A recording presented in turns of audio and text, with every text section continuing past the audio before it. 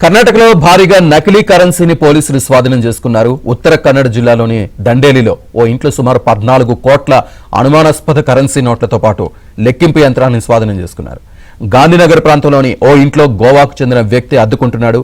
అయితే కొంతకాలంగా ఇంటికి రాకపోవడంతో ఆందోళన చెందిన ఇంటి యజమాని వెనుక తలుపులు తెరిచి ఉండడాన్ని గమనించాడు.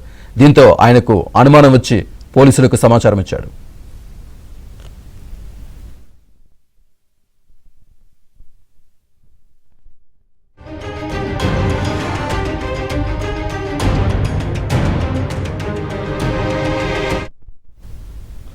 ఆ ఇంటికి చేరుకున్న పోలీసులు తనిఖీ చేశారు. ఇంట్లో మూల 500 రూపాయల డినామినేషన్ నోట్ల కట్టలను చూసి షాక్ అయ్యారు.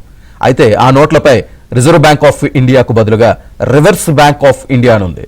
అయితే అంకెలు లేకుండా సున్నాలతో తయారు చేసిన సీరియల్ నెంబర్లు ఉన్నట్లు గుర్తించారు.